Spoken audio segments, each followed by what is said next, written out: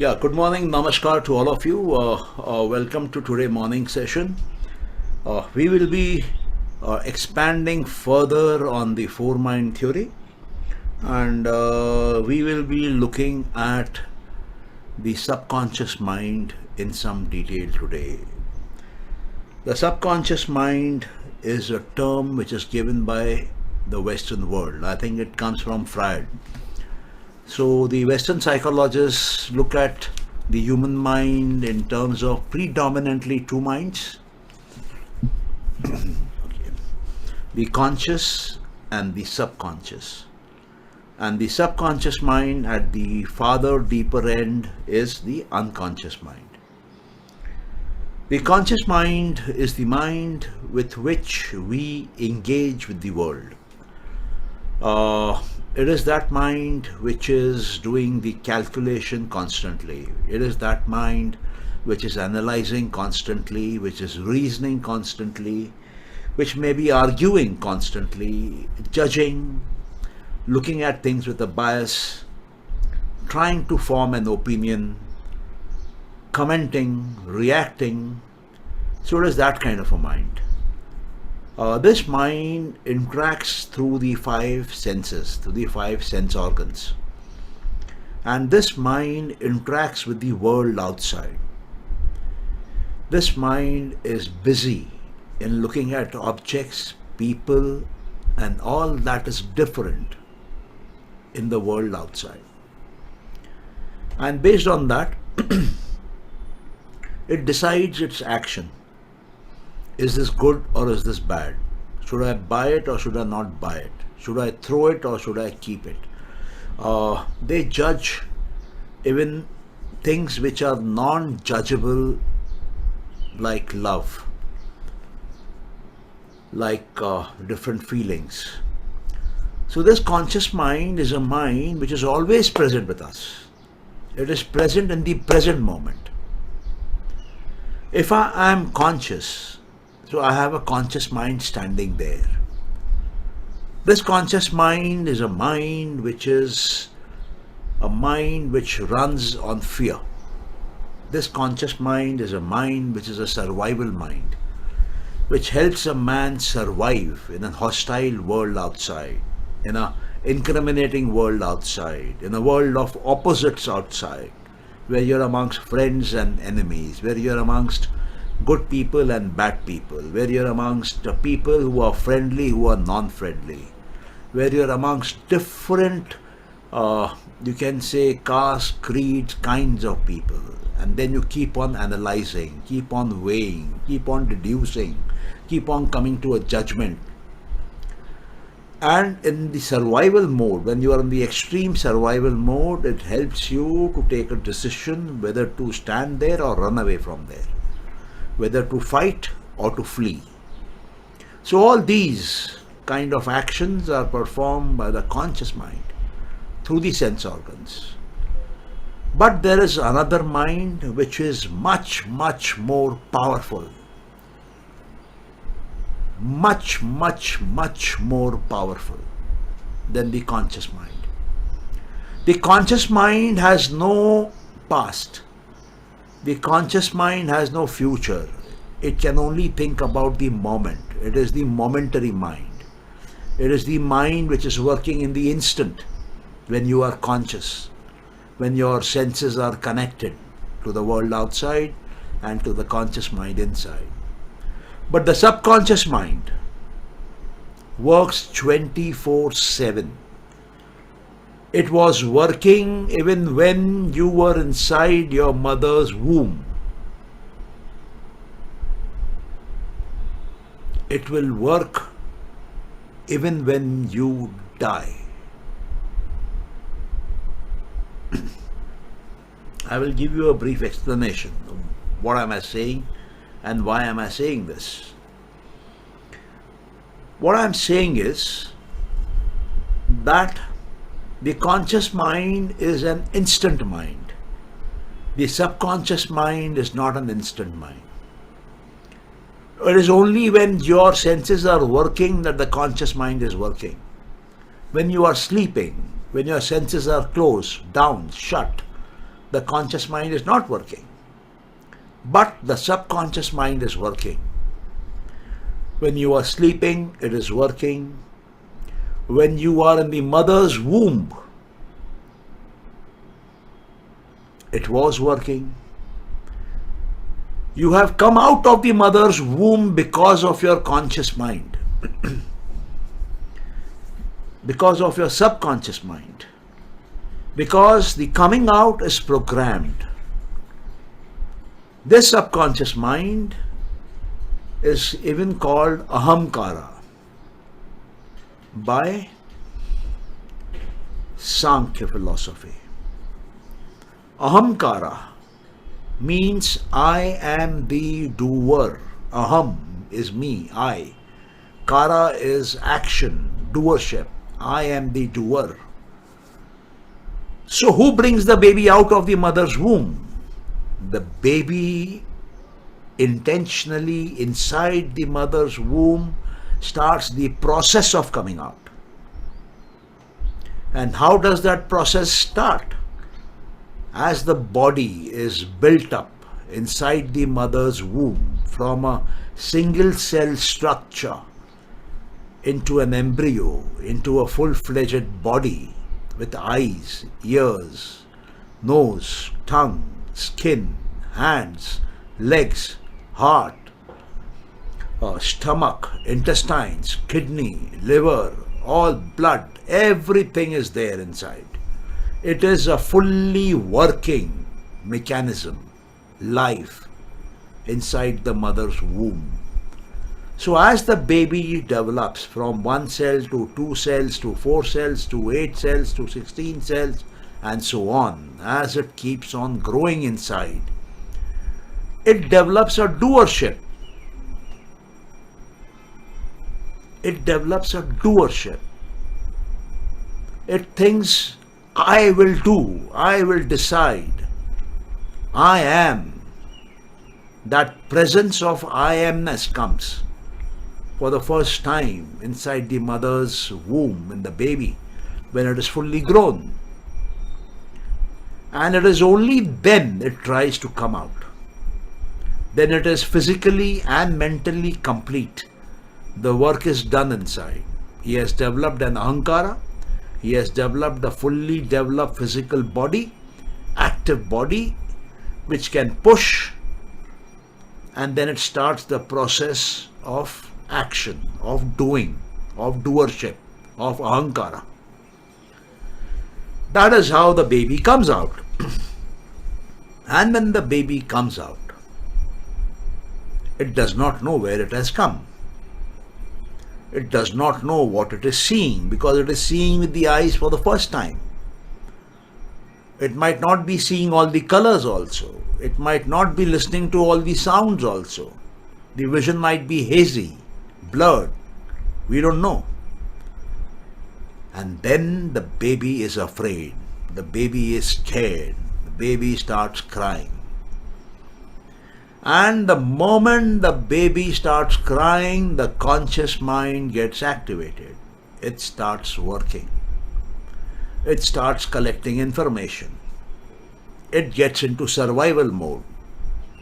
That is why the conscious mind is the survival mind. And the conscious mind is purely a collector of information. And most of the times, incomplete information. It is fed whatever the outer people want to feed it, and it accepts because it has no option. It does not know. So whatever is coming in is treated as the gospel truth, and that forms the conscious mind, that forms the sanskaras, that forms the actions which that mind will perform. So junk goes in and junk comes out. So a mind, a baby mind which is fed the wrong things, wrong knowledge, false knowledge, incomplete knowledge, corrupted knowledge, intentionally or unintentionally, whatever may be the reason, he prepares a corresponding mind, corrupted mind, incomplete mind, false mind, and that mind creates corresponding action, incomplete action, false action, wrong action, and it becomes a burden on society outside. And that is what is happening in the world today. And this baby, as he grows, he suddenly finds the glitter of the world.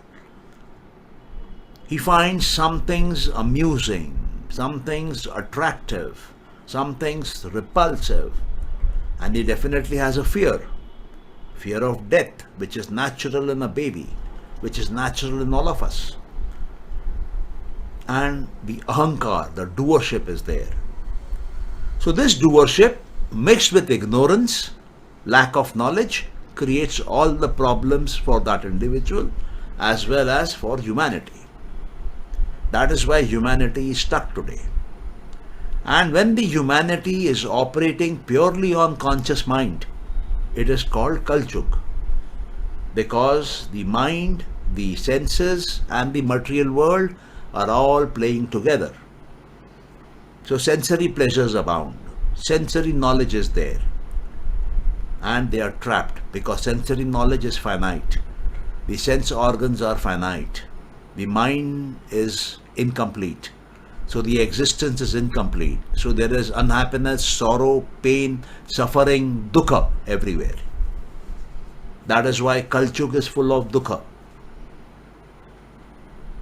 But if he understands, if he grows, if he realizes with age, some people might realize when they are about 10, 12, 15 years of age. Some might realize when they are 40, 50 years of age that this world can never give complete ananda, bliss. This world will always give pain in one form or the other. So they start looking, they start seeking for answers, solutions, teachers, gurus, books. They go to experience wise people, old people. Now what happens here? There is a major transformation of this conscious mind. This conscious mind, this manas, becomes the sixth sense organ of an individual. The Western world says we have only 5 sense organs.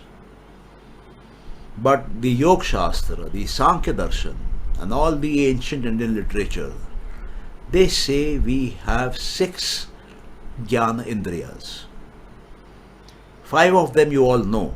The 6th one is Manas. This Manas develops with time. It picks up knowledge from the world outside. Good, bad, left, right, up, down. It picks up knowledge of subjects like physics, chemistry, maths. It picks up knowledge from friends, family, school, life experiences. It is collecting knowledge. And it starts analysis and tries to put some sense in it, some wisdom in it. So that is why most of the people by the age of 40, 50 start realizing the limitations of the world and their conscious mind. So when this conscious mind turns into a sense organ, then it turns inwards. Now the knowledge which it collects is called pragya, is called intuition. This pragya, this intuition comes from the inside.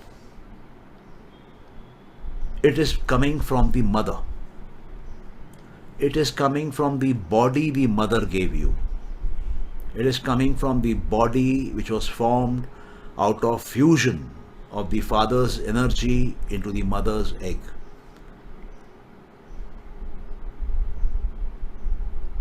So this mind, which was given to you in the mother's womb by the food and the water taken by your mother, by the air taken by your mother, by the thoughts of your mother, form your subconscious mind.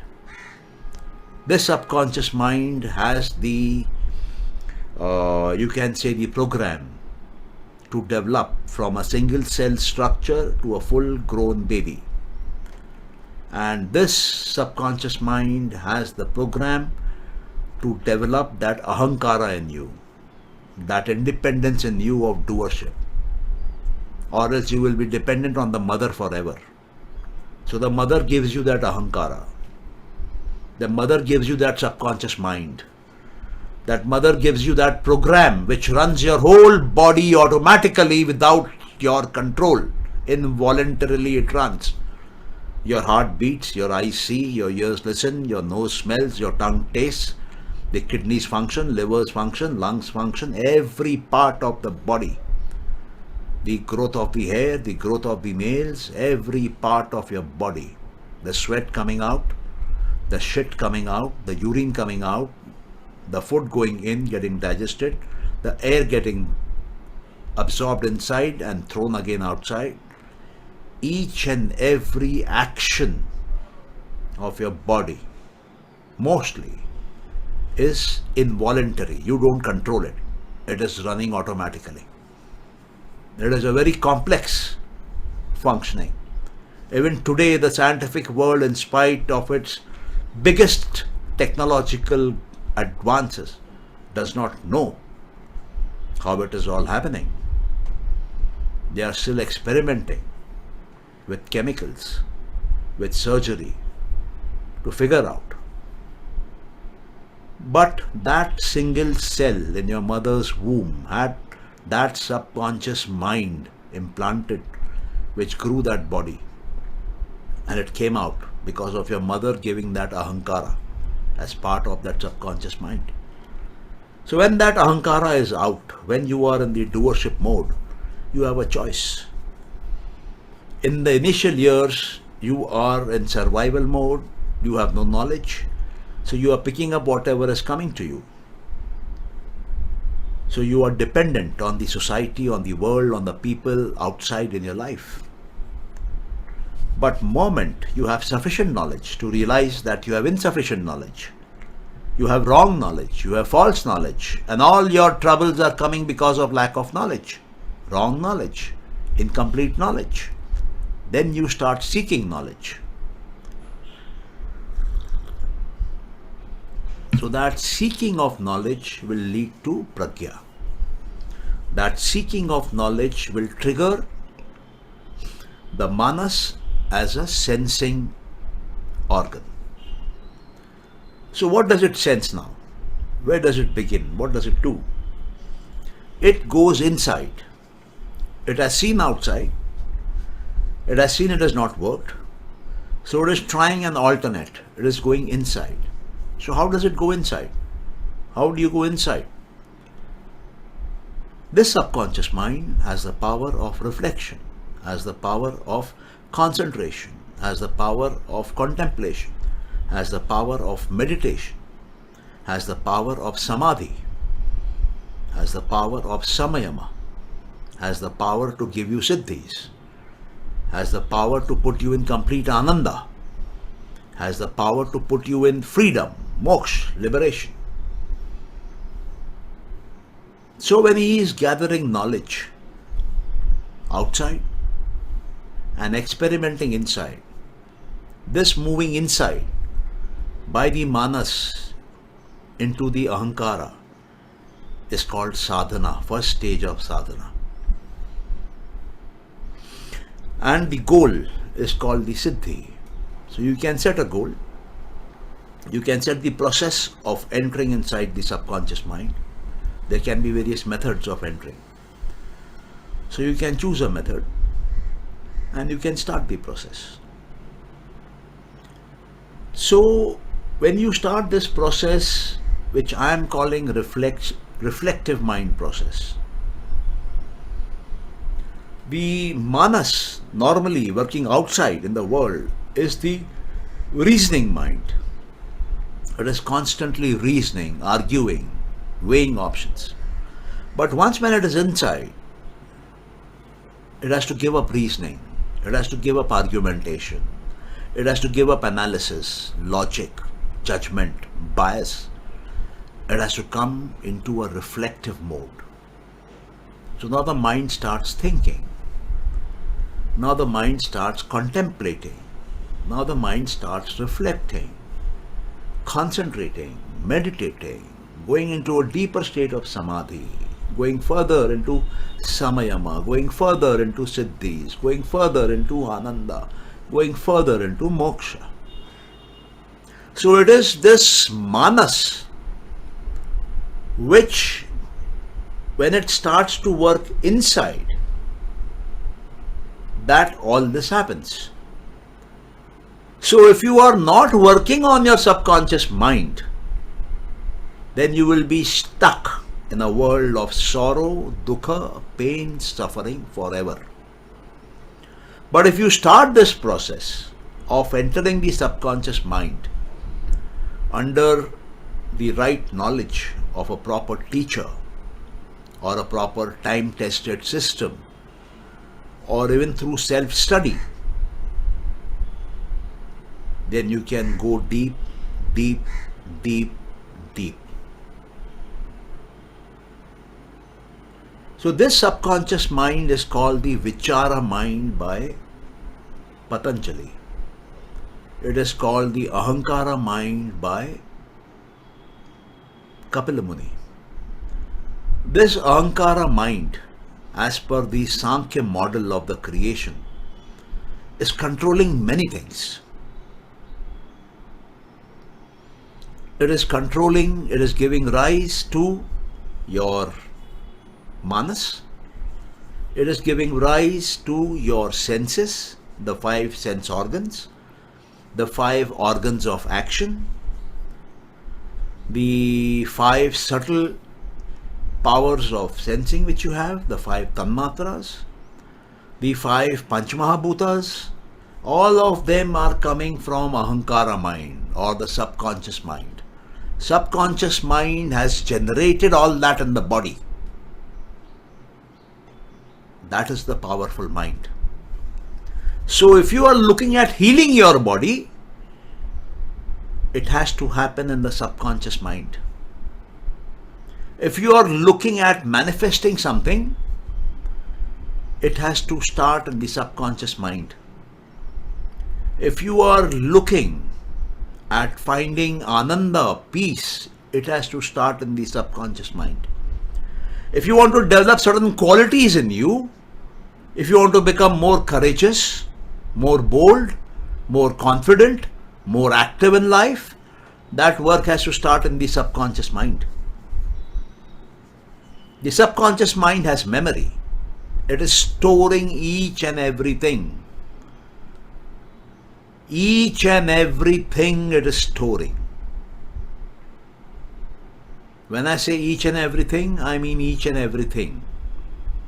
If you want to know how the universe was at the very beginning of creation, that knowledge is there in your subconscious mind. If you want to know what your next life will be, it is there in your subconscious mind. If you want to know what happened 2 years earlier in a meeting which you had with your wife for the first time, if you go back in memory and access that portion, you will see exactly everything that happened. The room, the color of the walls, the curtain, people there, what they discussed. It will run like a movie. You must have the ability to access it. It is there. It is stored. Everything gets stored. Some get stored intensely, some get stored lightly. What is intensely stored becomes light with time. Some what is light inside you as a storage might become intense on some time. So that memory system is working. It is there in the subconscious mind. It is not there in the conscious mind. Conscious mind is instant mind. No time. No operation in time. Instant, momentary mind. Subconscious mind is time mind. It has both the past and the future. If you remember something in the past, it can bring you moment by moment to the future. If you want something in the future, it can bring you back from that future moment to now, and from now to the past. It can connect. If something happened in the past which is disturbing your now, you go into your subconscious mind, modify that past, the now will get better. Now will get repaired. That is the subconscious mind. Subconscious mind has virtually infinite power. Subconscious mind is your mind which your mother gave you, not what the society gave you or you gave yourself through your sense organs. It is not an intentional mind, it is an unintentional mind. It cannot think for itself. Whatever is there is there. And if the conscious mind is bringing in something, it is accepting it. That is why it is storing. It is not judging. It is not analyzing. It is not measuring. All that has been done by the manas, by the conscious mind, by the vitarka mind, as Patanjali calls it, the vitarka mind.